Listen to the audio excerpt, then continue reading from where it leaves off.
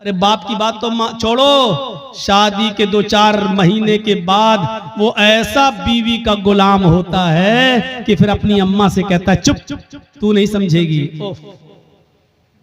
कोई बात हो रही है, कहता है तू नहीं समझ, तू बीच में क्यों बोलती है, तू नहीं समझेगी। उसको कह रहा है कि तू नहीं समझेगी। उस मां से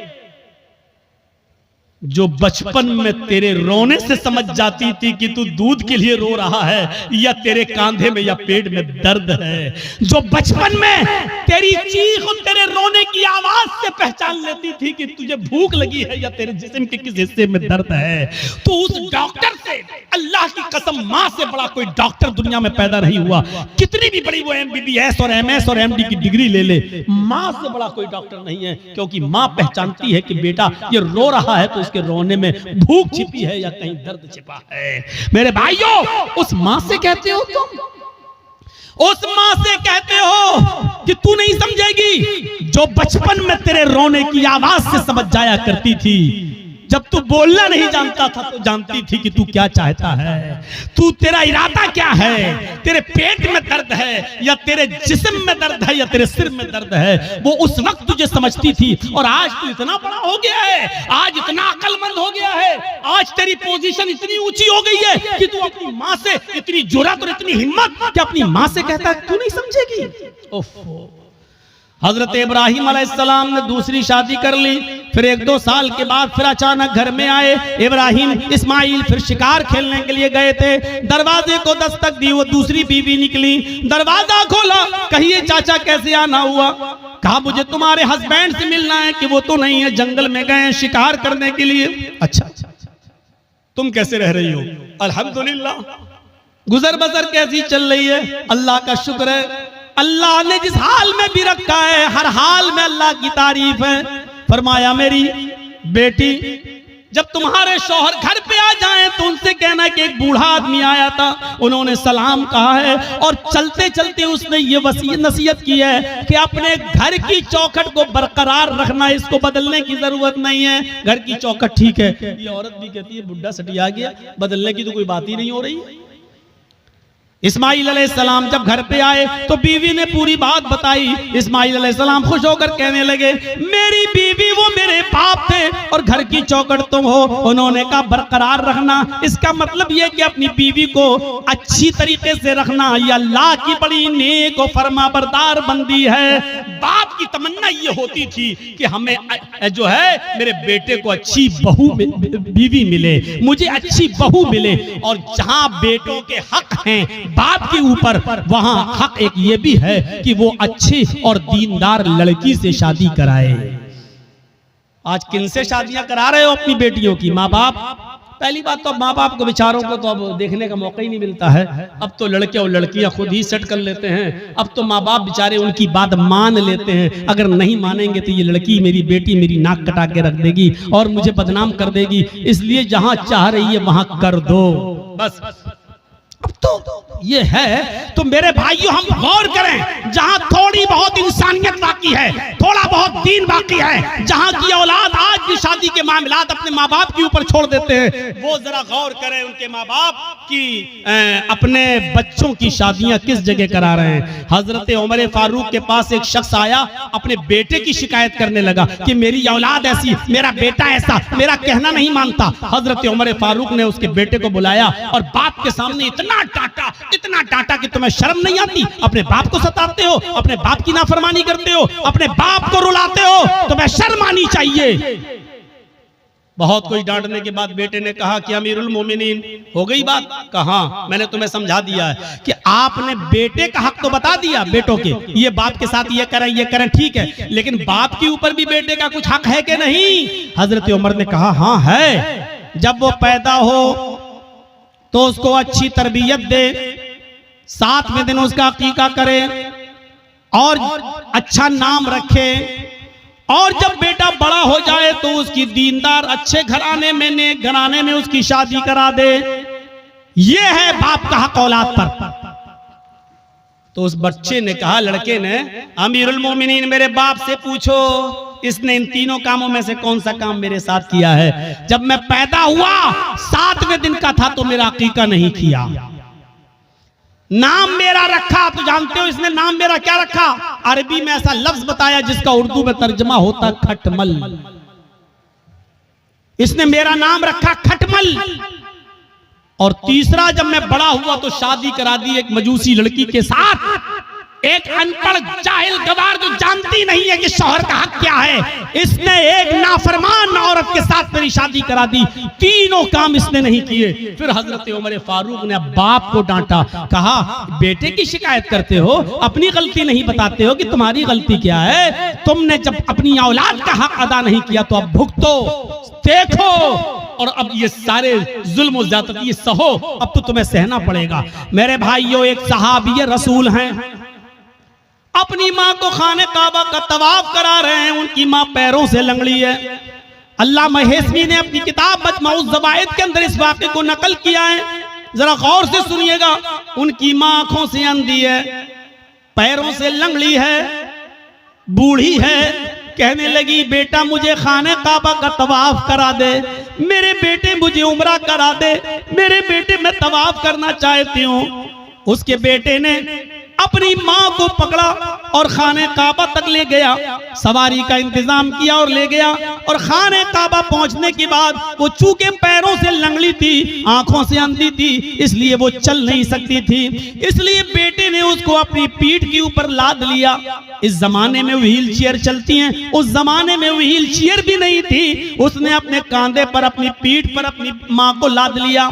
उसने एक चक्कर पूरा किया, 2 चक्कर पूरे किए, 3 चक्कर पूरे किए, 4 चक्कर, 5 चक्कर, और 5वें चक्कर को पूरा करने के बाद जब छठा चक्कर लगाने लगा तो उसकी मुठभेड़ हो गई, वो टकरा गया हजरत उमर फारूक रज़ियल्लाहु ताला अन्हु से, अपनी पीठ पर अपनी माँ को लादे हुए, और अपनी माँ अपने हजरत उमर से टकरा गया। हजरत उमर ने कहा ठीक ठीक ठीक, चलिए सलाम हुआ, सलाम वालेकुम, वालेकुम अस्सलाम। जब उसने 6 चक्कर 7 चक्कर पूरे कर लिए तो हजरत उमर के फारूक के पास आया। हजरत उमर ने कहा माशाअल्लाह, अपनी माँ की बड़ी खिदमत कर रहे हो तुम, इस बूढ़ी माँ को तुमने तवाफ कराया अपनी पीठ पर लाद कर। ये हंसते हुए कहने लगा अमीरुल मोमिनीन, मेरी माँ आंखों से अंधी है, इसलिए बर्तन में खुद धुल देता हूँ। मेरी बीवी नहीं है, मेरी माँ इसी कपड़ों में लैट्रिन और पेशाब कर लेती है, इसलिए कि वो लंगड़ी है, वो चल नहीं पाती है, और जब मैं घर पे नहीं होता हूँ तो इसी में वो गंदगी कर लेती है। अमीरुल मोमिनीन, मैं अपनी माँ का पेशाब और पैखाना भी साफ करता हूँ, अपने माँ के कपड़े भी धुलता हूँ, और आज मेरी माँ ने कहा कि मुझे तवाफ करा दे तो मैं उसको यहाँ तक ले आया, और मैंने अपनी पीठ पर लाद कर अपनी माँ को तवाफ भी करा दिया। ऐ अमीरुल मोमिनीन, क्या मैंने अब भी अपनी माँ का हक अदा नहीं किया? क्या मेरी जिम्मेदारी पूरी हो गई? क्या मैंने अपनी माँ का हक अदा किया या नहीं? हजरत उमर फारूक की आंखों में आंसू आ गए और रोते हुए कहने लगे चलो यार, जाओ अपने घर और अल्लाह की इबादत में अपनी जिंदगी गुजारो। उसने पीछा करते हुए कहा अमीरुल मोमिनीन, मैंने मसला पूछा है, आपको जवाब देना होगा। फरमाया क्या पूछते हो? कहा ये बताओ, मैं पेशाब साफ करूं, पैखाना साफ करूं, अपने माँ के कपड़े धुलूं, अपने हाथ से खाना बनाऊं, अपने हाथ से माँ को खाना खिलाऊं, अपनी पीठ पर लाद कर मैं खाने काबा का तवाफ कराऊं, परिक्रमा कराऊं, क्या इसके बाद भी मैंने अपनी माँ का हक अदा किया या नहीं किया?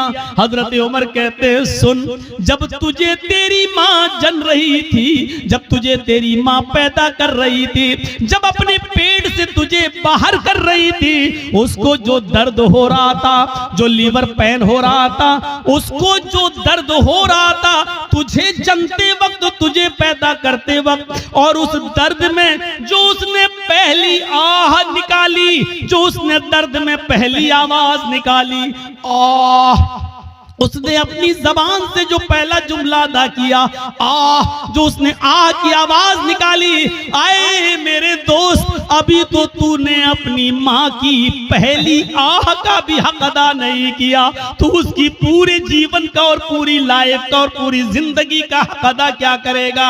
अभी तो तूने उसकी पहली चीख का भी हक अदा नहीं किया, उसकी जिंदगी के हक के बारे में पूछता है, क्या था हो गया? अभी तो एक आह का भी हक अदा नहीं हुआ। ये है माँ का मकाम, ये है माँ का मर्तबा, ये है माँ का दर्जा। अगर आप नमाज पढ़ते हैं लेकिन आपकी माँ आपसे खुश नहीं है तो बेकार है आपकी नमाज। आप रोजा रखते हैं, आपकी माँ आपसे नाराज है तो बेकार है आपके रोजे। आप कितनी भी इबादतें कर लें, कितनी भी अल्लाह की पूजा पाठ कर लें, कितनी भी कुरान की तिलावत कर लें, लेकिन आपके माँ और बाप आपसे नाराज है तो आपकी इबादतें आपके मुंह पे मारी जाए।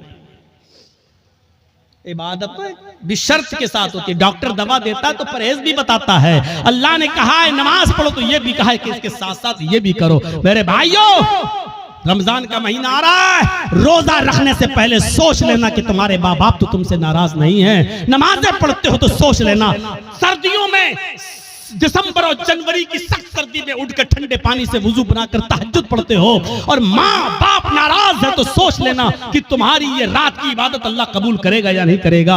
इन चीजों पर जरा गौर करना। दो चीजें हो गई, तीसरी चीज पर आई है। हर एक चीज ऐसी है कि जिस पर 2-2 घंटे बोला जा सकता है, लेकिन मैं मुख्तसर करते हुए आगे चल रहा हूं। तीसरी चीज पर गौर कीजिए। वला ततरुकन्न सलातन मक्तूबतन मुतअम्मिदन फ़इन्न मन तरक सलातन मक्तूबतन मुतअम्मिदन फ़क़द बरिअत मिन्हु ज़िम्मतुल्लाह। कभी भी किसी भी हाल में फर्ज नमाज मत छोड़ना, किसी भी हालत में फर्ज नमाज मत छोड़ना। अगर फर्ज नमाज छोड़ दी तो अल्लाह की जिम्मेदारी हट जाएगी, अल्लाह की जिम्मेदारी से निकल जाओगे। अल्लाह की कोई गारंटी नहीं तुम्हारी जिंदगी। ओफो, क्या जबरदस्त पॉइंट। किसी भी हाल में फर्ज नमाज मत छोड़ना। बाप बीमार है, मस्जिद में अजान हो रही है, अब अजान होगी, उसके 15 मिनट के बाद जमात होगी। बाप मेरा सीरियस है, जल्दी से फोन करो, एम्बुलेंस बुलाओ, या जब तक गाड़ी निकल रही है तब तक वुजू बनाओ और अपने घर में फर्ज ही फर्ज पढ़ लो, 4 रकात ज़ोहर, और जल्दी से अपने बाप को लेकर पहुंचो हॉस्पिटल के अंदर। यहाँ सुन्नतें छोड़ दो। क्यों? क्योंकि इस वक्त बाप की हालत दूसरी है, लेकिन फर्ज नमाज तुम्हें इधर भी नहीं छोड़ना है। लिहाजा जल्दी से वुजू बनाओ। अब मस्जिद में मत जाओ, मस्जिद में जाओगे 15 मिनट इंतजार करोगे, फिर इमाम साहब पता नहीं कितनी लंबी नमाज पढ़ाएं। जल्दी से वुजू बनाओ घर पे और 4 रकात ज़ोहर की पढ़ो और छोटी छोटी सूरतें पढ़ लो, इन्ना अतैना कल कौसर, कुल हुवल्लाहु अहद अल्लाहु समद, और जल्दी से सलाम फेरो और अपने बाप को, अपने बेटे को, अपनी बीवी को लेके हॉस्पिटल पहुंचो। हॉस्पिटल में भर्ती कर लो, आईसीयू में भर्ती हो गई है, ठीक है, उधर भी जल्दी से वुजू बनाओ, असर की नमाज पढ़ लो। और अगर देख रहे हो कि बाप ज्यादा सीरियस, माँ ज्यादा सीरियस, तो जल्दी से 4 ज़ोहर पढ़ लो, 4 उसी के साथ असर पढ़ लो और जल्दी से लेके चलो, क्योंकि इस वक्त आपकी कंडीशन दूसरी है, बेटे की कंडीशन दूसरी है मेरे भाइयों। लेकिन नमाज आपको इस कंडीशन में भी पढ़नी है, छोड़नी नहीं है। हालत तंदुरुस्ती में और अच्छी खासी हालत में छोड़ देने वालों, इस्लाम के अंदर पूरे के पूरे दाखिल हो। कहते हो मौलाना साहब रोजी नहीं आ रही, रोजी आएगी कैसे? रोजी की दुआ तो अल्लाह ने नमाज में बताई है। जब एक सजदा करके उठते हो और दूसरे सजदे में जाते हो तो सजदे, दोनों सजदों के दरमियान बैठकर जो दुआ पढ़ते हो मेरे भाइयों, सबसे अफजल और सबसे अच्छी दुआ तो मुस्लिम शरीफ की हदीस की ये है, रब्बिग़फिरली, रब्बिग़फिरली, अल्लाह मेरी मग़फ़िरत फरमा, अल्लाह मेरी मग़फ़िरत फरमा। लेकिन मेरे भाइयों, अबू दाऊद और सुनन नसई की दीगर दूसरी रिवायतों में ये दुआ भी आई है कि बैन सजदतैन, सजदों के दरमियान जो दुआ पढ़ी जाती है वो है अल्लाहुम्मा ग़फ़िरली वरहमनी वहदिनी वआफ़िनी वरज़ुक़नी। देखिए सजदे में जो दुआ पढ़ी जा रही है उसमें आप रिज़्क़ भी मांग रहे हैं। अल्लाहुम्मा ग़फ़िरली वरहमनी वहदिनी वआफ़िनी वरज़ुक़नी, अल्लाह मुझे रिज़्क़ हलाल दे। आपने ज़ोहर की 10 रकातें पढ़ी, 10 बार आपने कहा वरज़ुक़नी। आपने फजर की 4 रकातें पढ़ी, 2 सुन्नत 2 फर्ज, आपने 4 मरतबा कहा वरज़ुक़नी, अल्लाह मुझे रिज़्क़ हलाल दे। आपने असर की, अगर मस्जिद में पहले पहुंच गए तो 4 सुन्नत और 4 असर फर्ज पढ़ ली तो 8 रकातें पढ़ी, 8 मरतबा आपने कहा वरज़ुक़नी। मगरिब में 5 मरतबा आपने कहा वरज़ुक़नी। इशाम में कम से कम 7 रकातें हैं, 4 फर्ज 2 सुन्नत और 1 वित्र, आपने 7 मरतबा कहा वरज़ुक़नी। गौर करो, जो इतनी बार अल्लाह से रिज़्क़ मांगेगा, रोजी मांगेगा, अल्लाह उसको मायूस करेगा? अल्लाह उसको निराश करेगा? अल्लाह उसको नाउम्मीद लौटाएगा? नहीं। तो आपको रिज़्क़ हलाल मांगने की दुआ अल्लाह ने बताई है और वो है नमाज। नमाज ही नहीं पढ़ोगे, अल्लाह से मांगोगे ही नहीं, तो अल्लाह क्यों देने लगा तुम्हें? और देगा भी तो ऐसे ही देगा। 5,000 कमाया, घर पे आए, बेटा बीमार, डॉक्टर ने कह दिया आईसीयू में रखा जाएगा, खर्च करो 50,000। कमाया 10,000, घुस गया 50,000। क्यों? अल्लाह ने कहा वमन आरज़ान ज़िक्री फ़इन्न लहू मईशतन ज़नका, तुम मेरे जिक्र से एराज करोगे हम तुम्हारी रोजी को तंग कर देंगे। जिक्र से एराज करना, आज एक दिल चाहता कि तुमको एक कीमती बात बता दूं, सुनिए। एराज करना किसे कहते हैं? यहां पर बहुत से लोग ऐसे होंगे जो नमाज छोड़ते हैं, नमाज नहीं पढ़ते हैं, या जुमे पढ़ते हैं, 8 दिन मस्जिद में नहीं आते हैं, 7 दिन गायब। उनके बारे में तो मैं कुछ कह ही नहीं सकता, वो जाने, उनका रब जाने, उनको क्या अजाब होगा क्या नहीं, वो अल्लाह जाने, उनका रब जाने और आप जाने। मैं उनकी बात कर रहा हूं यहां पर जो नमाज तो पढ़ते हैं लेकिन टाइम पे टाइम, नमाज तो पढ़ते हैं लेकिन टाल मटोल कर। अजान हो रही है, 5 कस्टमर रह गए हैं, इनको निपटा दूं तब जाऊंगा, जल्दी जल्दी आपने उनको सौदा दी दुकान से, जब तक बंद करके जा रहे हैं पता चला जमात हो चुकी है। हम डॉक्टर हैं, हमारे पास मरीज आया हुआ है बुखार का और जुकाम की दवा लेने के लिए, और अजान की आवाज आ गई, हमने सोचा 2 मरीजों को दवा दे दूं उसके बाद जा रहा हूं। जब तक 2 मरीजों को हम दवा दे रहे हैं और जब तक हम मस्जिद में नमाज पढ़ने जा रहे हैं जमात हो गई। ये है नमाज से एराज। पढ़ तो रहे हैं आप लेकिन जमात को आपने तर्क कर दिया और जमात छोड़ दी, यह है नमाज से एराज। अल्लाह ने कहा वमन आरज़ान ज़िक्री, जो मेरे जिक्र से जो नमाज से एराज करेगा, रूगर्दानी करेगा, हम उसकी रोजी को फ़इन्न लहू मईशतन ज़नका, उसकी रोजी तंग कर दी जाएगी। बंद नहीं कहा अल्लाह ने, ये नहीं कहा रोजी बंद कर देंगे, तंग कर देंगे। तंग का मतलब या तो बहुत मुश्किल से उसको रोजी रोटी मिलेगी या बहुत आसानी से मिलेगी लेकिन रुकेगी नहीं उसके पास। आज कितने लोग हैं ऐसे, मौलाना साहब बहुत कमाता हूं लेकिन बरकत नहीं हो रही है, मौलाना साहब 1 लाख रुपया महीना कमाता हूं लेकिन रुकता नहीं है, कभी इसको कैंसर, कभी उसको टीबी, कभी इसको बीमारी, बीमारियों ने घेर लिया, लगता है कोई जादू टोना कर रहा है। अरे अल्लाह के बंदे, एराज तो समझ ले, एराज किसको कहते हैं? वमन आरज़ान ज़िक्री, जो मेरे जिक्र से नमाज से एराज करेगा। बच्चा रो रहा है, माँ टीवी पे सीरियल देख रही, रिमोट उसके हाथ में, सास भी कभी बहू थी, बीवी माँ उस बच्चे की माँ देख रही, सास भी कभी बहू थी, नाटक, चिप्स खाती जा रही, चाय पीती जा रही है और नाटक देखती जा रही है, ड्रामा। इधर बच्चा रो रहा है, माँ जानती है कि बच्चा दूध की वजह से रो रहा है, लेकिन सोच रही है नहीं 10 मिनट का ड्रामा रह गया, 10 मिनट और देख लूं। बच्चा रो रहा है लेकिन सीरियल देखने में लगी हुई है। क्या कहा जाएगा? माँ ने बच्चे से एराज किया। जब सीरियल खत्म हो गया, माँ ने बच्चे को उठाया और दूध पिलाया। देखिए दूध पिला रही है लेकिन फिर भी उसने अपने बच्चे से एराज किया, रूगर्दानी की अपने बच्चे के साथ। इसको कहा जाता है एराज करना। आदमी नमाज तो पढ़ रहा है लेकिन मरीजों को पूरा देखने के बाद आ रहा, जमात खत्म हो गई। नमाज तो पढ़ रहा है लेकिन दुकान के सारे कस्टमर को निपटा के आ रहा है, जमात खत्म हो गई। इसको कहा जाता है एराज करना। माँ दूध तो पिला रही है लेकिन सीरियल देखने के बाद आदमी नमाज तो पढ़ रहा है लेकिन अपनी दुकानदारी पूरी करने के बाद, तो आपने अल्लाह के लिए छोड़ा क्या है? आपने अल्लाह के लिए छोड़ा क्या है? कुर्बानी क्या दी है? कुर्बानी तो ये थी, आवाज आई हय्या अलस सलाह और सामने वाला 10,000 रुपए का कस्टमर है, आप कह दो कि जा पहले मैं नमाज पढ़ने जा रहा हूँ, अगर नमाज नहीं पढ़ूंगा मैं नमाज के बाद ही तुम्हें दूंगा, जाओ नमाज पढ़ लो उसके बाद आना। हय्या अलस सलाह की आवाज सुनते ही मस्जिद की तरफ चले जाओ। वो कहने लगा कि मैं 10,000 रुपए का सामान लेने आया। आपने कहा 10,000 रुपए की परवाह नहीं है, रज़्ज़ाक़ वो है, रोजी रोटी देने वाला वो है, रोजी रोटी देने वाली तेरी जात नहीं अल्लाह की जात है। आपने 10,000 के कस्टमर को ठुकरा दिया और आप मस्जिद में नमाज पढ़ने चले गए। ये है नमाज। ला तत्रुकन्न सलातन मक्तूबतन मुताम्मिदन, कभी भी किसी भी हाल में कसदन और जानबूझकर तुम फर्ज नमाज को तर्क मत करना। जो फर्ज नमाज को जानबूझकर तर्क कर देता है, फर्ज नमाज को जानबूझकर छोड़ देता है, अल्लाह की जिम्मेदारी उसकी ऊपर से उड़ जाती है। अपने आप पर गौर करो कि कितने % मुसलमान हो, इस्लाम में दाखिल हो या नहीं, ऐसा करते हो या नहीं। अब तो बड़ा मुश्किल हो जाएगा। अक्सर लोग हमारे भाई यहाँ बैटरी वाला रिक्शा चलाते हैं बेचारे, अब पैसेंजर को लेके जा रहे हैं रिक्शे पे, अजान की आवाज आई हय्या अलस सलाह, उसको वहीं रिक्शा रोकना पड़ेगा, फौरन मस्जिद में भागना पड़ेगा। मौलाना साहब क्या करें? हाँ सुन लो, उलमा की मौजूदगी में फतवा आपके सामने दे रहा हूं, और ये फतवा मेरा नहीं, अब्दुल्ला इब्ने बास का फतवा है, शेख सालेह अल उसैमीन का फतवा है। और फतवा यह है कि हर वो नौकरी, हर वो बिजनेस, हर वो कारोबार हराम है इस्लाम के अंदर।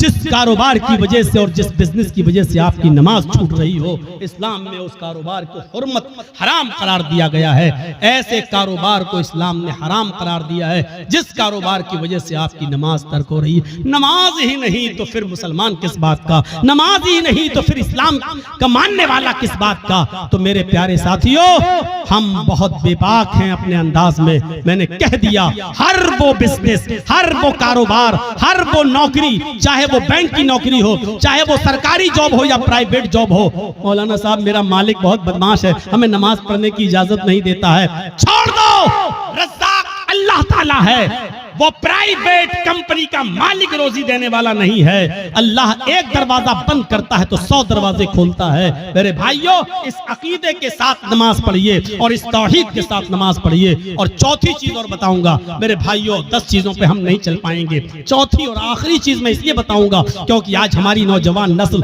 इसकी तरफ भाग रही है, इसलिए ये भी सुन लो, वला तशरबन खमरन फइन्नहु रअसु कुल्लि फाहिशतिन। और आए मास, कभी किसी भी कंडीशन में शराब मत पीना, इसलिए कि शराब हर बुराई की जड़ है।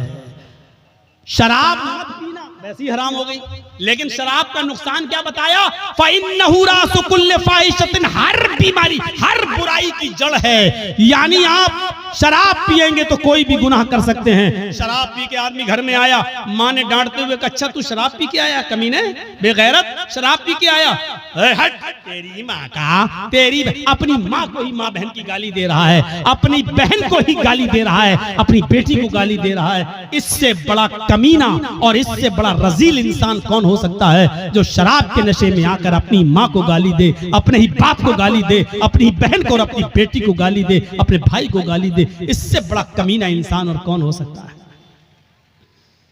मैंने खुद दिल्ली के अंदर देखा है, नाली में पड़ा, बीच सड़क पे पड़ा, पुलिस वाले लाठी मार के हटा रहे, अरे यहाँ मंत्री की गाड़ी जाने वाली, कमीना, हट हट हट। तो हंसते हुए कहता, कौन मंत्री, ओधी मोदी सब मेरे बाप के नौकर हैं।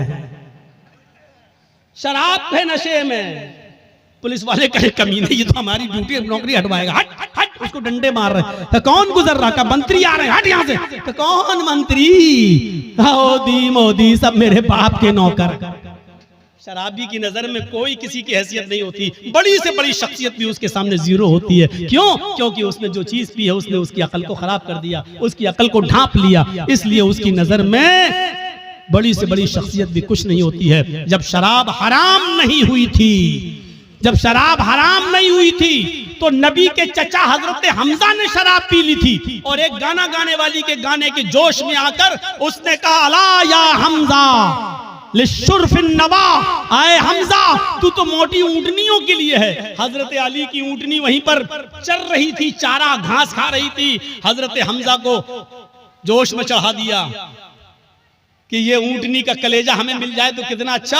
वो गाने वाली थी और हमजा शराब के नशे में थे, उठाई तलवार, खंजर ऊंटनी का पेट चाक किया और कलेजा निकाल के लाए, उसको दे दिया, ले। हजरत अली आए, कहा ये तुमने क्या किया?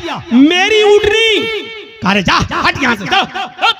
शराब के नशे में हजरत अली को भगा दिया। हजरत अली ने अल्लाह के नबी से शिकायत की, अल्लाह के रसूल उनके साथ आए। जब आए कहा, चचा ये क्या कर दिया तुमने? अली की ऊंटनी को खंजर मार के मार डाला, उसका कलेजा निकाल लिया।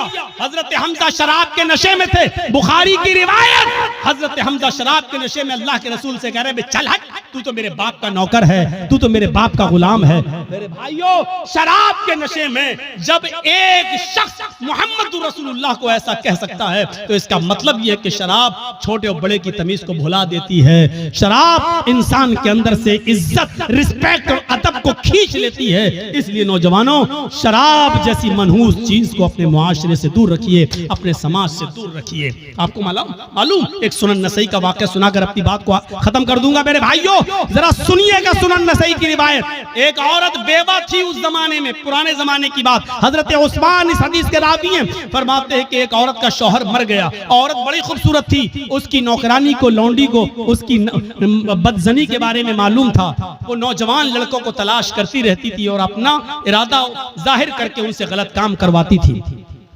एक दिन नौकरानी ने बताया कि एक नौजवान है, बड़ा नेक है, नमाजी है, बहुत बड़ी इबादत गुजार है, बहुत शरीफ है, लेकिन बड़ा खूबसूरत है। कहा कि उसको बुला कर लाओ। नेक आदमी, बहुत नेक इबादत गुजार आदमी। इसकी नौकरानी ने कहा कि मेरी मालिकन तुमको बुला रही हैं, तुमसे कुछ कपड़ा खरीदना चाहती है, क्योंकि वो कपड़ा बेचा करते थे, अपने सर पर गठरी लाद कर कपड़ा बेचते थे। तो उन्होंने सोचा चलो कपड़ा खरीदेगी, हम दे देंगे। वो उसके साथ चले गए। नौकरानी उनको लेकर दरवाजा खोलती है, अंदर जाती है, दरवाजा बंद हो जाता है, दूसरे दरवाजे के अंदर ले जाती है। जैसे ही अंदर घुसते हैं दरवाजा बंद हो जाता है। ये हजरत कह रहे हैं साहब कहाँ लेके जा रही हो? कहा कि बस एक दरवाजा और है। वो और अंदर ले गई, दरवाजा बंद, सामने वही बेवा औरत बैठी हुई है जिसका शौहर मर चुका है। उसने अपनी नौकरानी को इशारा करके कहा कि तुम जाओ, और उनसे कहने लगी कपड़ा दिखाओ। और जैसे ही कपड़ा दिखाया, कहा ये कपड़ा, ये कपड़ा। वो करीब आती गई और आते आते कहने लगी उदनु मिन्नी, मेरे करीब आइए और मेरे साथ हम बिस्तरी कीजिए, मेरे साथ गलत काम कीजिए। इन्होंने कहा रे हटो, तौबा, अस्तगफिरुल्लाह, ये भागने लगे। उन्होंने कहा भागने का कोई रास्ता नहीं, चारों तरफ से दरवाजे बंद हो चुके हैं। कहा कि तुम डरो, अल्लाह के अजाब से डराया, लेकिन उस औरत के ऊपर कोई फर्क नहीं पड़ा। उसने कहा कि तुम मेरे साथ ये काम कर रहे हो या नहीं कर रहे हो? कहा कि नहीं करूंगा। कहा इधर अंदर आओ। उस एक और दरवाजे के अंदर ले गई। क्या देखती है कि एक लकड़ी की टेबल रखी हुई है। उस लकड़ी की टेबल पर एक खूबसूरत छोटा बच्चा, जिसकी उम्र 5-6 साल रही होगी, खूबसूरत बच्चा बैठा हुआ है। और उसी टेबल पर एक शराब की बोतल रखी हुई है। वहीं पर जाकर ये औरत बैठ गई। इसने कहा कि देखो तुम बड़े नेक हो, शरीफ इंसान हो, मेरे चीखने की देर है, मेरे चिल्लाने की देर है, चारों तरफ से तुम घेर लिए जाओगे और मैं सिर्फ इतना बोलूंगी कि इस आदमी ने मेरी इज्जत को छलनी छलनी कर दिया। बस तुम्हारा हाल क्या होगा? तुम्हारी शराफत नीलाम हो जाएगी और लोग कहेंगे अच्छा दिन में इबादत और हाल ये है, अल्लाह की इबादत भी करते हो और औरतों के साथ ये गलत काम भी। तुम्हारी इज्जत का जनाजा निकल जाएगा, अर्थी निकल जाएगी। चलो 3 ऑप्शन देती हूं मैं तुम्हें, इन तीनों में से कोई एक काम तुम्हें करना पड़ेगा, इसके बगैर मैं नहीं छोड़ूंगी। सुनन नसई की रिवायत। अल्लाह हजरत उस्मान फरमाते हैं कि अल्लाह के नबी ने फरमाया कि उस औरत ने 3 ऑप्शन दिए। पहला ऑप्शन, आए हजरत जी मेरे साथ जिना करो, आओ मैं तैयार हूं तुम्हारे साथ गलत काम करने के लिए। कहा नहीं। दूसरा ऑप्शन बताओ। का दूसरा ऑप्शन ये है कि इस बच्चे को कत्ल करो, ये छुरी रखी हुई है, इसको मारो। कहा नहीं, ये भी नहीं कर सकता। तो कहा फिर शराब पियो, ये पूरी बोतल जो रखी हुई है इसको पी लो और जाओ, मैं तुम्हें जाने दूंगी। 3 काम में से कोई एक काम तुम्हें करना है। इन्होंने नजरें आसमान पे डाली। का अल्लाह, जिना करना भी हराम, कत्ल करना उससे बड़ा गुनाह, सबसे बड़ा गुनाह कत्ल। इस बच्चे ने मेरा क्या बिगाड़ा जो इसको मैं मारूं? कत्ल नहीं कर सकता। उससे छोटा गुनाह यह है कि औरत मुझे बुरे काम के लिए उकसा रही है कि बुरा काम कर लो, मैं ये भी नहीं कर सकता। अरे अल्लाह, मैं कत्ल भी नहीं कर सकता, ये भी नहीं कर सकता कि इसके साथ मुंह काला करूं। इन दोनों से शराब पीना तो छोटा गुनाह है, चलो यही पी लेता हूं क्योंकि बचने का कोई रास्ता नहीं है और जान बचाना भी जरूरी है, तो चलो हराम चीज पी लेता हूं। ये जिना तो नहीं है, ये कम से कम कत्ल तो नहीं है, किसी को बेकसूर तो नहीं मार रहा हूं और इसकी इज्जत से खिलवाड़ तो नहीं कर रहा हूं। अय अल्लाह, मेरे जुर्म को माफ कर देना। उसने ये कहकर शराब की बोतल उठाई और पूरी की पूरी बोतल वो शराब की पी जाता है। उस औरत ने कहा रुको, अभी चले जाना। थोड़ी देर रोका, शराब ने अपना रंग दिखाना शुरू कर दिया और जब शराब पीने के बाद इसकी अक्ल खत्म हो गई और चली गई और ये नशे में धुत हो गया तो इसके हाथ में छुरी दी। कहा इस बच्चे को कत्ल करो। उसने शराब के नशे में आकर उस बच्चे को कत्ल भी कर डाला। उस बच्चे को मार भी डाला। फिर उस औरत ने हाथ पकड़ के उसको अपने ऊपर सवार किया, अपने कपड़े भी उतारे और उसके भी कपड़े उतारे, और शराब के नशे में इस आदमी ने उस औरत के साथ जिना भी कर लिया। उसके साथ जो काम नहीं करना था वो कर लिया। मेरे भाइयों, फिर वहां से ये बचा और आया, मायूस रहा पूरी जिंदगी। मैं कहना ये चाह रहा था आपसे कि मेरे भाइयों कि कहां तो एक गुनाह करवाया जा रहा था, लेकिन शराब के बाद वो तीनों गुनाह कर बैठा। यानी शराब पीने के बाद वो कत्ल भी कर बैठा, और शराब पीने के बाद वो जिना भी कर बैठा। शराब तो पी थी, यानी शराब ने उससे सारे गुनाह करवा दिए। अल्लाह के नबी ने फरमाया फ़इन्नहु रासु कुल्लि फ़ाहिशतिन, शराब ही हर बुराई की जड़ है। याद आता है रह रह करके उसने, अच्छा ये वही आदमी है जिसने रह रहे हमारे साथ, अच्छा हमको ये बोला था, हमको ये बोला था। इसलिए जबान का लफ्ज पहले इस्तेमाल किया, मिन लिसानिही व यदिही, वो मुसलमान ही नहीं जिसकी जबान से और जिसके हाथ से दूसरे को तकलीफ पहुंचती हो। कुरान कहता है या अय्युहल्लज़ीना आमनु दुखुलू फिस्सिल्मि काफ़ा, ऐ ईमानो वालो तुम इस्लाम के अंदर पूरे के पूरे दाखिल हो जाओ। आज मैं आपको यही बताना चाहता हूं आज की तकरीर के अंदर, आज के खिताब के अंदर, कि इस्लाम के अंदर कंप्लीट दाखिल होना क्या है। आप मस्जिद में गए हो, नमाज अदा कर ली, हो गए मुसलमान। आपके ऊपर, आपके पास 5 लाख रुपया है और उस 5 लाख रुपए पर 1 साल गुजर चुकी है।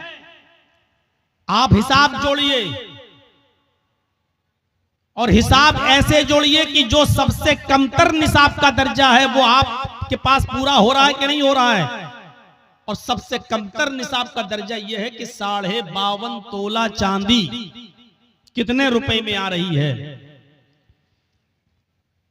और अगर 500 रुपए तोले के हिसाब से अगर हम चांदी को जोड़ लेते हैं तो आप जोड़ लीजिए कि 52.5 तोले चांदी कितने रुपए में आ रही है। अगर इतना पैसा आपके पास है और उसको 1 साल गुजर चुकी है तो आप मेरे भाइयों ज़कात आप देंगे और आपसे 40वां हिस्सा उसका लिया जाएगा। यानी 40 रुपए में 1 रुपया, 100 रुपए में 2.5 रुपए के हिसाब से, और बहुत आराम से 1 लाख रुपए में मेरे भाइयों 52.5 तोले चांदी आज के इस दौर में आ जाएगी। अगर किसी के पास 1 लाख 1.5 लाख रुपया है और उसको 1 साल गुजर चुकी है तो आपके ऊपर ज़कात फर्ज हो जाती है। गौर करो कि ये इस्लाम कितना बड़ा समाजवादी धर्म है जो आपको कह रहा कि आपको 2.5% आपको गरीबों को देना पड़ेगा, मिस्कीनों को देना पड़ेगा, फकीर को देना पड़ेगा। फकीर अल्लज़ी ला माल लहू, फकीर उसको कहते हैं कि जिसके पास कोई माल ही ना हो, कुछ भी नहीं है उसके पास, आप उसको दीजिए। और मिस्कीन उसको कहते हैं कि जिसके पास माल तो है और वो कमाने का जरिया भी है, लेकिन उसके पास इतना माल नहीं है कि वो अपना और अपने बीवी बच्चों का पूरा खर्चा, और उसके इतनी कमाई नहीं होती है कि जिसमें उसका और उसकी बीवी का खर्चा पूरा और बच्चों का खर्चा चल सके। तो ऐसे आदमी को भी आपको अपनी ज़कात में से देना पड़ेगा। फकीर और मिस्कीन की तारीफ आप सुन लीजिए। फकीर की तारीफ क्या है? अल्लज़ी ला माल लहू, जिसके पास माल ही ना हो, आप ज़कात उसको देंगे। और ज़कात उसको देंगे जो मिस्कीन हो। मिस्कीन उसको कहते हैं कि जिसके पास माल तो है, कमाने का जरिया भी है, उसके पास रिक्शा वगैरह भी है, कोई कमाने का जरिया भी है, लेकिन इतना नहीं है, इतनी कमाई और इतनी इनकम उससे नहीं होती है कि वो अपना और अपने बीवी बच्चों का पेट पाल सके और उनकी पढ़ाई लिखाई का इंतजाम कर सके। तो ये आदमी भी आपकी ज़कात का मुस्तहिक है और आप इसको ज़कात देंगे। और जब तक ज़कात नहीं देंगे आपकी नमाज आपके मुंह पे मार दी जाएगी, क्योंकि आप अल्लाह का हक तो अदा कर रहे हैं लेकिन बंदों का हक अदा नहीं कर रहे हैं। आप नमाज पढ़कर अल्लाह का हक अदा कर रहे हैं, लेकिन उसने तुम्हें जो माल दिया है उस माल में से आप गरीब को नहीं दे रहे। हर मुसलमान गौर करे और सुन लीजिए, अगर आपके पास 5 लाख रुपए है तो 2.5 लाख के हिसाब से जोड़ लीजिए, 12,500 रुपए आपके ऊपर ज़कात फर्ज हो गई। अब आप निकल रही है और ज़कात में आप माल ही देंगे। ये उलमा बैठे हैं, इनसे पूछ लीजिए ज़कात में आप माल देंगे। आप ऐसा नहीं कर सकते हैं कि ज़कात का 10,000 रुपए का गल्ला लेकर आप गरीबों को बांट दें, 10,000 रुपए का गेहूं और चावल और कपड़ा लेके आप गरीबों को बांट दें, यह आपकी ज़कात अदा नहीं होगी। ज़कात में आप माल ही देंगे, क्योंकि अब आप उसको मालिक बनाएंगे अपने माल का, और फिर वो अपनी जरूरत के मुताबिक खर्च करेगा। आप उसको गेहूं दे रहे हैं, लेकिन उसको जरूरत है मेरे भाई अपने बेटे के इलाज के लिए, ये आप तय नहीं करेंगे कि आप गल्ला दें, चावल दें, गेहूं दें, क्या दें, ये वो तय करेगा। आप उसको पैसा दीजिए, आप उसको रकम दीजिए, ये वो तय करेगा कि उसको अपने पैसे को किस चीज में और किस ज़मीन में खर्च करना है, ये वो तय करेगा। ज़कात किसी इंसान को अपने माल का मालिक बनाने का नाम है। आप अपना पैसा किसी गरीब को देकर उसको मालिक बना दीजिए, वो अपने हिसाब से उसको खर्च करेगा। अब आप कहेंगे मौलाना साहब अगर उसको चावल और गेहूं ना दें, वो शराब पी जाए तो ये उसका ईमान जाने, ये उसका दिल जाने, वो आप अपने कर्ज से और फर्ज से आप अदा हो जाएंगे। अगर वो ऐसा करता है तो आपको तो सवाब मिलेगा, लेकिन वो गुनाहगार होगा। और आपको अगर गेहूं और कपड़ा, चावल ये सब देना है तो ज़कात के अलावा मजीद आप सदका और खैरात जब करें तो उसमें से आप दीजिए, कोई नहीं रोकता है आपको, लेकिन ज़कात में आप उसको माल ही देंगे। तो मेरे प्यारे साथियों, इस्लाम के अंदर हमें पूरे के पूरे दाखिल हो जाएं, यही इस्लाम है। या इसी को अल्लाह तबारक व तआला ने फरमाया, या अय्युहल्लज़ीना आमनु दुखुलू फिस्सिल्मि काफ़ा, ऐ ईमानो वालो तुम इस्लाम के अंदर पूरे के पूरे दाखिल हो जाओ। ये इस्लाम नहीं है हम दूसरों को तकलीफ दें, हम दूसरों को परेशान करें, हम दूसरों के लिए मुसीबत बन जाएं। जानते हो तज़किरतुल हुफ़ाज़ में अल्लामा शमशुद्दीन ज़हबी रहमतुल्लाह अलैह ने एक वाक़या नकल किया है। जरा उस वाक़े की तरफ हम आपकी रहनुमाई करते हैं तो आपको पता चलेगा कि वाक़या क्या। दो सहाबा की दुकानें एक साथ थी, दो सहाबियों की दुकानें एक ही साथ थी। होता है इधर भी चाय की दुकान, इधर भी चाय की दुकान, होता है इधर भी मोबाइल की दुकान, आपके पड़ोस में भी मोबाइल की दुकान, कंपटीशन चल रहा है। मेरे भाइयों, दो सहाबी की दुकान और दोनों कपड़े की दुकान। और आओ मैं आपको बताऊं कि सच्चा मुसलमान कौन है। मुसलमान अपने आप को कह देना एक अलग बात है, लेकिन अपने आप को सच्चा मुसलमान बनाना ये बहुत बड़ी बात है। और आज हम आपको सच्चे आप मुसलमान तो हैं, लेकिन गौर करें कि सच्चे मुसलमान हैं या नहीं। आप मुसलमान के दावेदार तो हैं, लेकिन ये गौर करो कि हम सच्चे मुसलमान हैं या नहीं। दो सहाबी की दुकान और दोनों कपड़े की दुकान। एक कस्टमर आया और एक सहाबी की दुकान पर पहुंच जाता है और उनसे कपड़ा खरीदता है, कपड़ा बेच दिया जाता है। उस जमाने में मोल भाव नहीं होता था, इतने का उतना दे दिया, क्योंकि इतना मांगा ही नहीं जाता था कि आदमी जरूरत से ज्यादा मांगे और फिर वो मोल भाव हो। और आज भी ये इंडियन पाकिस्तानी लोग जो सऊदी अरब में अंदर जो आज पहुंच गए, इन लोगों ने माहौल खराब करके रख दिया है वहां पर। वरना सऊदी अरब के अंदर भी मोल भाव नहीं हुआ करता था, जितना मांगा उतना दे दिया गया, क्योंकि वो ना ज्यादा डिमांड करते थे और ना ज्यादा पैसे। ये यहाँ के और पाकिस्तानी, बांग्लादेशी और इन लोगों ने जाकर वहां पर अपना इंडिया और पाकिस्तान वाला एशिया का फार्मूला इस्तेमाल किया कि ज्यादा मांगो, कम होते होते फिर हम इतने पे आ जाएंगे। तो ये अब चलने लगा है, पहले नहीं चलता था। मेरे प्यारे साथियों, उन दो सहाबियों की दुकान करीब करीब में थी। एक कस्टमर आया और उसने कपड़ा खरीदा और कपड़ा लेकर चला गया। थोड़ी देर के बाद दूसरा कस्टमर आया, वो भी इसी दुकान पर आया, उसने भी एक कपड़ा खरीदा और चला गया। थोड़ी देर के बाद एक तीसरा शख्स आया, वो भी इसी दुकान पर आया और उसने भी कपड़ा खरीदा और चला गया। थोड़ी देर के बाद चौथा कस्टमर इसी दुकान पर आता है, लेकिन दुकान वाला भी ये सोच रहा है, या अल्लाह मेरे पास तो 3 कस्टमर आ चुके हैं, मेरी इनकम तो इतनी हो चुकी है कि आज जो कमाई मुझे हासिल हुई, जो प्रॉफिट हुई, जो मुनाफा हुआ, जो लाभ हुआ, आज मेरे घर का चूल्हा जल जाएगा और मेरे बीवी बच्चे आज पेट भर कर खाना खा लेंगे।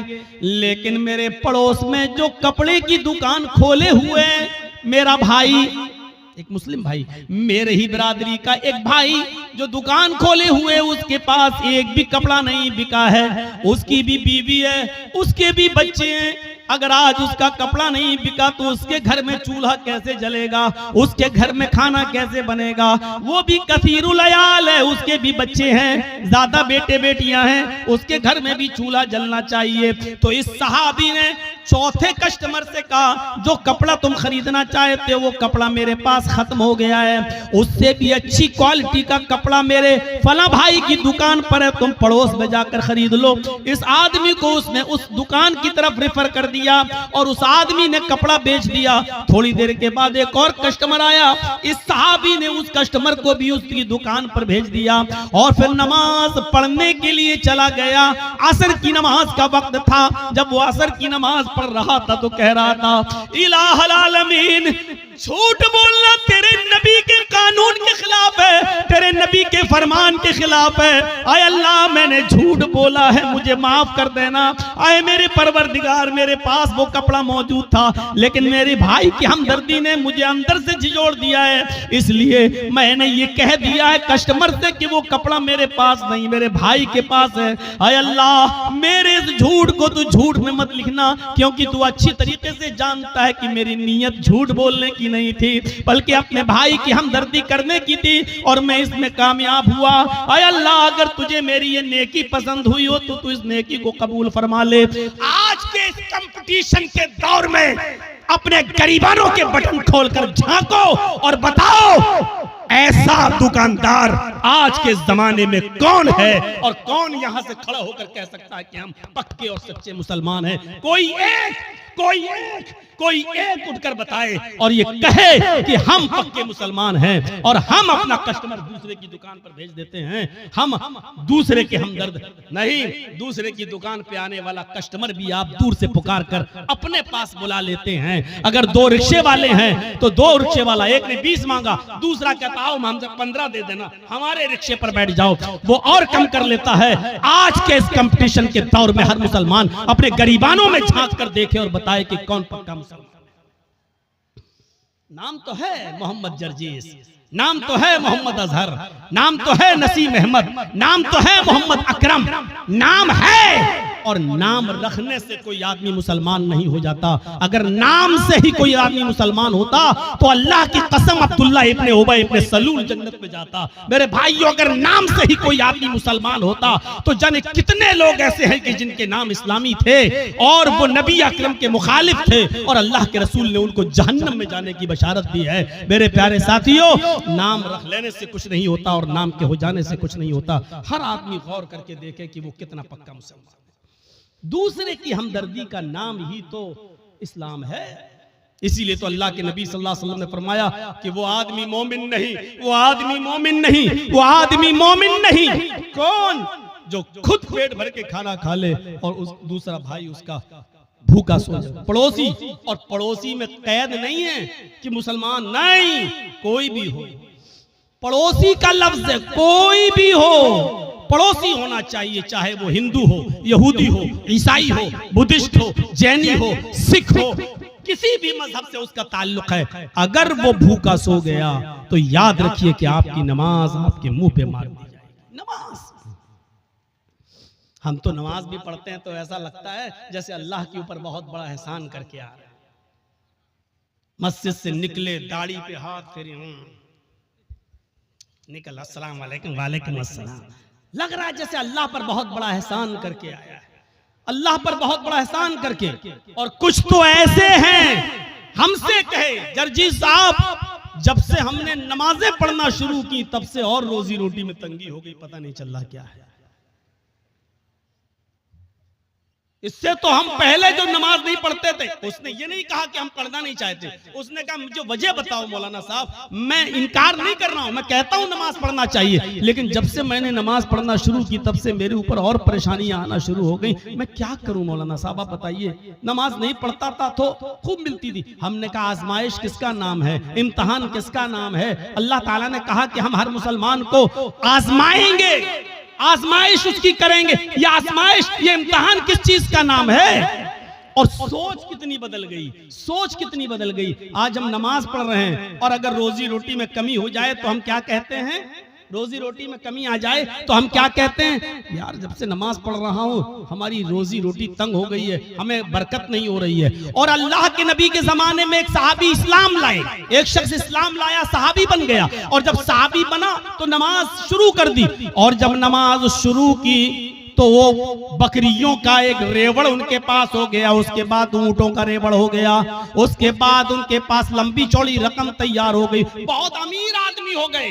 वो नमाज पढ़ रहे हैं और दौलत उनके पास आ रही है, भेड़ें, बकरियां, ऊंट।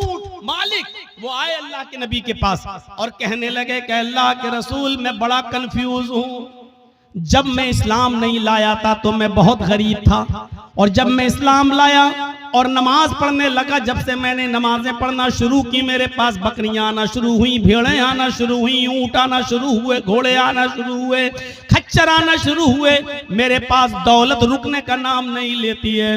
अल्लाह के नबी ने फरमाया ठीक है, तुम्हारी इबादत की बरकत है, अल्लाह तुम्हें नवाज रहा है। उसने कहा नहीं, आए अल्लाह के नबी मैं ये सोच रहा हूं, अल्लाह के रसूल मैं ये सोच रहा हूं, कहीं अल्लाह मेरी इबादतों का सिला, अल्लाह मेरी नमाज का सिला, अल्लाह मेरी नमाज का बदला और नमाज का इनाम इसी दुनिया में तो मुझे नहीं दे रहा है, और आखिरत में कहीं हमें महरूम तो नहीं कर देगा। ऐसा तो नहीं कि दुनिया में मुझे सब कुछ मिल जाए और अल्लाह ताला आखिरत में हमें हमारी इबादतों का कोई सिला न दे। उल्टी सोच, हमारी उल्टी सोच। मौलाना जब से मैंने नमाजें पढ़ना शुरू की बरकत ही नहीं हो रही है, और वो क्या कह रहे हैं, अरे अल्लाह के रसूल जब से मैंने नमाजें पढ़ी दौलत रुकी नहीं रही, कहीं अल्लाह हमें इसी दुनिया में तो नहीं दे रहा है और आखिरत में कहीं महरूम तो नहीं कर देगा। सोच बदलो अपनी सोच। वलनब्लुवन्नकुम बिशैइन मिनल खौफि वल जूअ व नक्सिम मिनल अम्वालि वल अनफुसि वस्समरात वबश्शिरिस साबिरीन।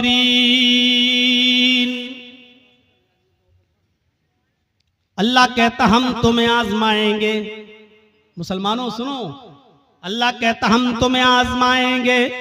वलनब्लुवन्नकुम बिशैइन मिनल खौफ, हम तुम्हें आजमाएंगे खौफ डालकर, ऐसे हालात पैदा कर देंगे कि तुम डरोगे। जैसे आज पूरे हिंदुस्तान के ही नहीं पूरी दुनिया के हालात पर आप नजर डालिए आप, और किसी एक जगह पर भी आप देख लीजिए कि मुसलमान जहां रहता है उस मुसलमान को कहीं अमन, कहीं शांति, कहीं सुकून उसको नजर आ रहा है? मुझे बताइए। ईरान के हालात देखिए, मुसलमान कहीं सुकून के साथ है। सीरिया के हालात देखिए, मुसलमान कहीं सुकून के साथ है। लेबनान के हालात देखिए, कहीं मुसलमान सुकून के साथ है। इराक के हालात देखिए, मुसलमान कहीं सुकून के साथ है। फिलिस्तीन के हालात देखिए, मुसलमान कहीं सुकून के साथ है। उर्दून के हालात देखिए, मुसलमान कहीं सुकून के साथ है। मुझे दुनिया का कोई ऐसा चप्पा बताइए जहां मुसलमान रहता है और वहां सुकून के साथ हो। आप अपना पड़ोसी मुल्क देख लीजिए, मस्जिदों में बमबारी हो रही है, एक दूसरे को मार रहा और कत्ल कर रहा है। आपके अपने पड़ोसी मुल्क के अंदर मस्जिदें तक महफूज नहीं हैं और वहां आत्मघाती हमले हो रहे हैं। ये कौन सा इस्लाम है और कौन सी इस्लाम की तालीम है? मेरे भाइयों, आप दुनिया की किसी चप्पे पे जाकर देख लो और बताओ, इतिहास, हिस्ट्री और आज की मौजूदा हालात को का जायजा लेकर मुझे बताओ कि मुसलमान कहां चैन और सुकून के साथ है।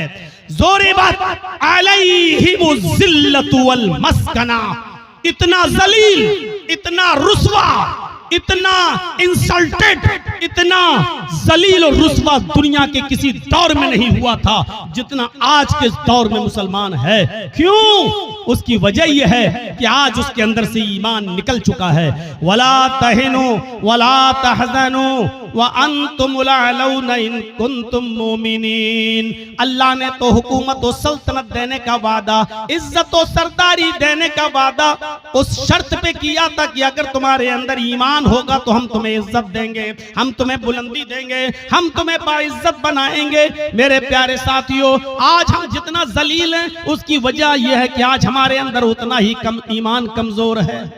आज उतना ही ईमान कमजोर है आज हमारे अंदर। अभी कोई कह दे किसी का चेहरा देखकर और मैंने ये दूसरों को तो छोड़ो, मैंने अपनों को देखा है। अपनों से मुराद समझ रहे हैं शेर शाह बिरादरी को, और भी खुल के कह दूं अहले हदीसों को। बस ऐसे ही, अरे बाप तुम्हारा चेहरे पे देखो बहुत मायूस परेशान नजर आते हो। देखिए धूल में लाठी मार रहे हैं, हकीकत में हमें कुछ नहीं मालूम। मुझे लगता है कि जरूर तुम्हारा कोई रिश्तेदार तुम्हारे साथ गड़बड़ कर रहा है, जादू टोना का असर लग रहा है तुम्हारे ऊपर। उसके बाद वो बस आपके पीछे हाथ धोकर नहीं नहा धोकर पड़ जाएगा। है मौलाना साहब आपको कैसे मालूम? बिल्कुल सही बात है मौलाना साहब, जितना पैसा आता है बचता ही नहीं है। हम कमाते बहुत हैं, एक दिन में 10,000 रुपए कमाते हैं, लेकिन घर आते आते हमारा कभी बेटा बीमार, कभी बीवी बीमार, कभी ये बीमार, कभी वो बीमार, एकदम चला जाता है। मौलाना बरकत नहीं हो रही है। आपने सही पहचाना है। अब मौलाना साहब को मौका मिल गया बकरा हलाल करने का। अब सही है, ये आदमी बस मेरे जाल में फंस गया। एक आदमी तो बाकायदा ऐसा मिला, कहने लगा कि बहुत अच्छी बात आपने कही है, इसका इलाज तो हो जाएगा लेकिन खर्चा बहुत पड़ेगा। उस बेचारे मजबूर आदमी ने कहा कि कितना खर्चा लगेगा मौलाना साहब? कि बहुत ज्यादा नहीं, बस दुनिया में 1,24,000 नबी आए, हर नबी के नाम पर 1 रुपया दे दो, तुम्हारी मुसीबत हल हो जाएगी। अब सोचो कि हर नबी के नाम पर 1 रुपया देगा तो 1,24,000, यानी मौलवी साहब की डिमांड ये है कि 1,24,000 रुपए हमको दे दो, तुम्हारी मुसीबत दूर हो जाएगी। और इसको कम आंकने का अंदाज देखो, हर नबी के नाम पर 1 रुपया। अरे एक नबी के नाम पर 1 ही रुपया तो मांग रहे हैं। इससे पूछो कि ईमान तो तेरा मोहम्मदुर रसूलुल्लाह पर है, इकरार है कि अल्लाह ने और भी नबी भेजे हैं, ईमान तो मोहम्मद रसूलुल्लाह पर है। और इस बात पर भी ईमान है कि अगर वो सारे के सारे नबी के दौर में, किसी भी पैगंबर के दौर में अगर मोहम्मद रसूलुल्लाह आ जाते तो उस नबी को भी मोहम्मद पर ईमान लाना पड़ता, उस रसूल को भी मोहम्मद रसूलुल्लाह पर ईमान लाना पड़ता। जब उस रसूल की रिसालत मोहम्मद रसूलुल्लाह के आ जाने के बाद कल आदम है, मनसूख है, तो फिर उसके नाम पर तू पैसा कैसे मांग सकता है? उसके नाम पर तू रुपया कैसे मांग सकता है? उसके नाम पर तू पैसा की डिमांड कैसे कर सकता है? ये कोई सवाल अगर कर देगा तो कह देंगे वहाबी हो तुम, हट हट हट तुम यहां से। ये इतनी अकल तो वहाबियों के पास होती, तुम्हारे पास कहां से आ गई? मेरे साथियों, अल्लाह ने कहा या अय्युहल्लज़ीना वला नबलुवन्नकुम बिशैइन मिनल खौफ, हम खौफ डालकर भी तुम्हें आजमाएंगे। ये खौफ नहीं है तो और क्या है? आज के हालात पर जरा नजर डालिए, खौफ डालकर भी हम तुम्हें आजमाएंगे। वलजू, ऐसे हालात पैदा कर देंगे कि तुम भूखे रहने पर मजबूर हो जाओगे। कारोबार फेल, सुबह खा लिया तो शाम को भूखे, शाम को खा लिया तो सुबह भूखे, भूख से तुम तड़पने लगोगे, हम तुम्हें भूखा रखकर भी आजमाएंगे। व नक्सिम मिनल अम्वाल, तुम्हारे मालों में नुकसान करके भी हम तुम्हें आजमाएंगे। वल अनफुस, तुम्हारी जानें लेकर भी हम तुम्हें आजमाएंगे। देखिए कैसी कैटेगरी बयान की अल्लाह ने, खौफ डालकर भी आजमाएंगे, भूखा मारकर, भूखा रखकर भी आजमाएंगे, तुम्हारे मालों में नुकसान पहुंचाकर भी तुम्हें आजमाएंगे, तुम्हारी जानें लेकर भी आजमाएंगे। वस्समरात, तुम्हारे फल फ्रूट, खेतियां बाड़ियां, खेत और सब्जियां बर्बाद करके भी हम तुम्हें आजमाएंगे।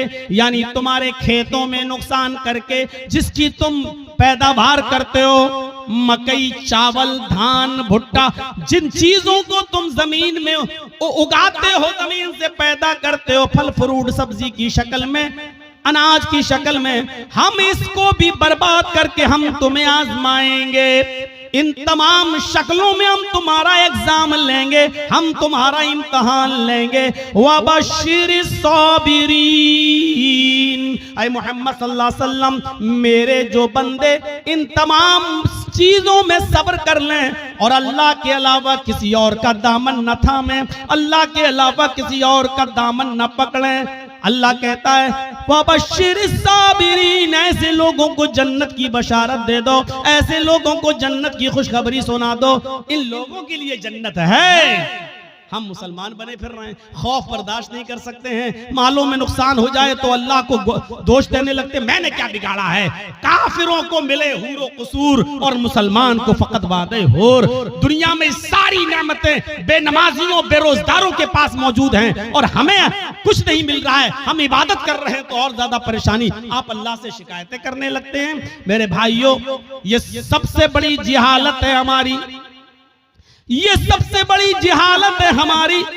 हमें पक्का और सच्चा मुसलमान बनना है। हमें यह देखना है कि हम अल्लाह की इबादत के साथ साथ उसकी मखलूक का कितना हक अदा कर रहे हैं। अरे तुम तो इंसानों की बात करते हो और जरचीज तुम तो पड़ोसियों की बात करते हो। इस्लाम तो ये कहता है कि किसी भी कबूतर को, किसी भी मुर्गी को, किसी भी जानवर को बांध कर उस पर निशाना न लगाओ। कितने लोग ऐसे हैं जो जानवरों पर निशाना लगाते हैं, कितने लोग ऐसे हैं मुस्तकबिल करीब के अंदर, माजी करीब के अंदर ऐसे बहुत से लोगों को तो मैंने अपनी आंखों से देखा है जो जानवरों को लड़ाया करते थे। देसी मुर्ग की लड़ाई हुआ करती थी, उनमें नाखून उनके बड़े बड़े कर दिए जाते थे और मुर्ग आपस में लड़ाते हैं। जब तक वो खून खच्चर ना हो जाए और एक मुर्गा जब तक भाग ना जाए तब तक हार जीत का फैसला नहीं होता। पता नहीं अब ये होता है कि नहीं होता है। हमारे उत्तर प्रदेश में ये जहालत आज भी चलती है। मुझे नहीं मालूम कि आपके बिहार और बंगाल में क्या कंडीशन है। मेरे प्यारे साथियों, इस्लाम इस लड़ाई को, जानवरों की और परिंदों की इस लड़ाई को भी हराम करार देता है और मुर्ग को लड़ाकर जख्मी करने वालों को भी मुजरिम करार देता है। मेरे प्यारे साथियों, इस्लाम तो वो प्यारा मजहब है कि एक औरत ने एक बिल्ली को पकड़ लिया और बिल्ली को पकड़ने के बाद बांध दिया और 3 दिन उसको भूखा और प्यासा रखा, यहां तक कि वो मर गई। न छोड़ती थी कि वो शिकार करके अपना गिज़ा हासिल कर ले, अपना रिस्क हासिल कर ले, न खुद को खाना देती थी। बिल्ली भूखी प्यासी मर गई। वो नमाजी थी। सुनो, हाँ गौर करो हदीस के अल्फाज पर। वो नमाजी थी, वो रोजेदार थी, वो अल्लाह की इबादत भी किया करती थी,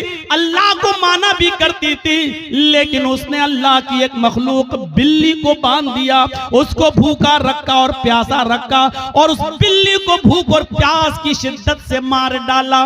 लेकिन जब ये औरत मरी तो अल्लाह ताला ने उसकी नमाजों के बदले उसको जन्नत नहीं दी, उसके रोजों के बदले उसको जन्नत नहीं दी, उसकी ज़कात और खैरात के बदले उसको जन्नत नहीं दी। अल्लाह के नबी फरमाते हैं अल्लाह रब्बुल आलमीन ने उस औरत को जहन्नम के अंदर दाखिल कर दिया, इसलिए कि उसने बिल्ली को भूखा और प्यासा रखा था और मार दिया।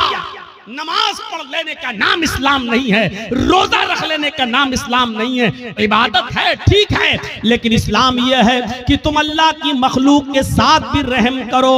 अल्लाह की मखलूक, अल्लाह की सृष्टि के साथ भी तुम्हें रहम का बर्ताव करना है। ये औरत बिल्ली को बांध के रखी थी, जब मरी बिल्ली तो मर गई भूखी प्यासी, लेकिन नमाज और रोजा रखने के बावजूद जन्नत की मुस्तहिक नहीं हुई। और बुखारी पढ़िए, एक औरत ऐसी भी थी जो बदचलन थी। अब बदचलन का खुलासा नहीं करूंगा, आप समझ जाइए कि बदचलन किसको कहते हैं। बस दूसरे लफ्जों में कह दूं कि वो तवाइफ थी, क्योंकि हदीस में फाहिशा का लफ्ज मौजूद है, यानी जिस्म फरोश थी, पैसा लेती थी और अपना जिस्म बेचती थी, बदचलन थी, जानिया थी, बदकार औरत थी। उसने एक जंगल में एक कुत्ते को देखा जो गीली जमीन के पास बैठकर अपनी जबान से गीली जमीन को चाट रहा है। गोया कि वो प्यासा है और उस गीली जमीन से कुछ पानी लेना चाहता है, लेकिन गीली जमीन से पानी नहीं मिल रहा है। हदीस के अल्फाज हैं, उस औरत को उस कुत्ते पर रहम आ गया, उसने अपना मोजा उतारा। एक रिवायत में आता है उसने अपनी ओढ़नी, अपना दुपट्टा उतारा, उसने उस दुपट्टे को कुएं में डाला। एक हदीस में आता है कि उसने अपना मोजा, चमड़े का मोजा चलता था, वो चमड़े का मोजा उतारा अपनी ओढ़नी में बांधा और उस ओढ़नी को चमड़े के मोजे के साथ जब कुएं में डाला तो कुएं का पानी उस मोजे में, उस चमड़े के सॉक्स में आ गया। पूरा मोजा उसने पानी से भर लिया और वो कुत्ते के पास आई और उसने पानी उस कुत्ते के मुंह के पास उलट दिया। कुत्ते ने अपनी जबान से चाट चाट कर वो पानी पी लिया। उस वक्त तक वो उसको पानी पिलाती रही जब तक कि वो कुत्ता प्यास की शिद्दत से उसकी प्यास बुझ नहीं गई, वो सैराब न हो गया और अपने आप दुम हिलाकर जाने लगा। गौर करो आए मुसलमानों, ये औरत बदचलन थी, ये औरत जानिया थी, ये औरत जिस्म फरोश थी। इसने नमाजें न पढ़ी थी, रोजा नहीं रखा था, लेकिन एक कुत्ते को पानी पिलाया। वो रहमान और रहीम की रहमत ऐसी जोश में आई, उस रब्बुल आलमीन की रहमत ऐसी जोश में आई कि जब ये औरत मरी तो अल्लाह को उसकी ये नेकी पसंद आई और अल्लाह ने उस औरत को जन्नत के अंदर दाखिल कर दिया। इस्लाम ये बताता है कि अल्लाह अपना हक माफ कर सकता है, लेकिन मखलूक का हक मारोगे तो अल्लाह माफ नहीं करेगा। नमाजों में सुस्ती होगी, अल्लाह माफ कर सकता है, रोजे में सुस्ती होगी, अल्लाह माफ कर सकता है, लेकिन अगर आपने किसी का हक मारा है तो अल्लाह माफ नहीं करेगा जब तक कि आपका वो भाई आपको माफ न कर दे। कितने लोग बैठे हैं यहाँ पर, कितने यतीमों का हक मारे बैठे होंगे, कितना अपने भाइयों का हक मारे बैठे होंगे, और इन सब के हक नहीं भी मारे होंगे तो अपनी बेटियों को और अपनी बहनों का हक तो मारे ही होंगे। कितने लोग हैं जो ये कह के जाते हैं कि मेरे मरने के बाद मेरे बेटों के साथ साथ मेरी बेटी को भी हमारी विरासत में से कुरान और हदीस के मुताबिक हिस्सा दे देना। और कितने ऐसे लोग हैं कि बाप के मरने के बाद अपने बाप की विरासत में बेटों के साथ साथ वो अपनी बहनों को भी हक देते हैं। और कितने ऐसे भाई हैं वो मुझे बताएं खड़े होकर कि जिन्होंने अपनी प्रॉपर्टी में से अपनी बहनों को भी हिस्सा दिया हो। हाजी साहब हैं, नमाज पढ़ने जा रहे हैं, लंबी दाढ़ी है, तहज्जुद की नमाज पढ़ रहे हैं, मर गए लेकिन अपनी प्रॉपर्टी में से अपनी बहन को हक देकर नहीं गए। अरे बाप की प्रॉपर्टी में से भी हक है और भाई की प्रॉपर्टी में से भी बहन का हक है। बहन को अल्लाह ताला ने लड़की को हर तरीके से हक दिया है। बाप भी अपनी बेटी को देगा, भाई अपनी बहन को देगा, शौहर भी अपनी बीवी को देगा, और बेटा है तो वो भी अपनी माँ को, बेटे की प्रॉपर्टी में से माँ को भी हक मिलेगा। एक औरत चारों तरफ से हकदार है, समझ रहे? जैसे मेरी एक बहन है वो मेरे बाप की विरासत से भी हिस्सा पाएगी,